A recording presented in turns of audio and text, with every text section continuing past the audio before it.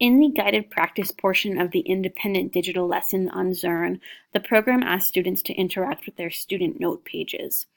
Some teachers choose to print these student note pages from Zearn and some don't. I had my students simply complete the guided practice portion of the lesson on a personal whiteboard, and that seemed to work okay for my students.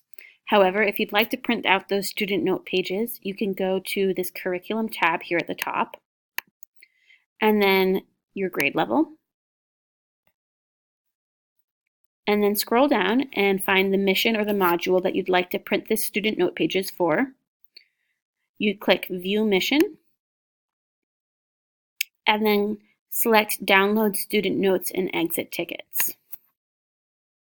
You should come to a page that looks like this. This document has a weekly goal tracker. However, I don't recommend using this since your students will not be completing 4 Zearn lessons a week. This is a little bit not suited for what we're doing in our district. There's also a workbook checklist for students to keep track of the different components of that lesson that they're completing. I didn't use this, but you might find it helpful. And then finally, you'll come to the student note pages. Now, this is the portion that I had my students complete on a personal whiteboard. They simply wrote the problem and drew their number bond. However, you might choose to print out this page for your students.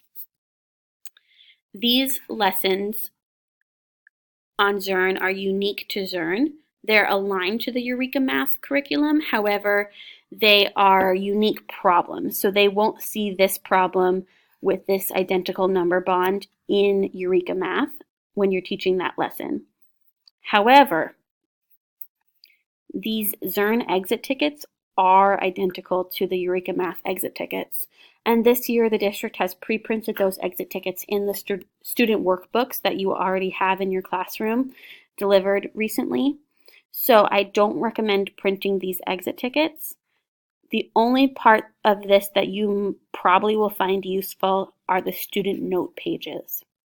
Now, you might notice that these student note pages are kind of huge. This is a lot of workspace for this one problem.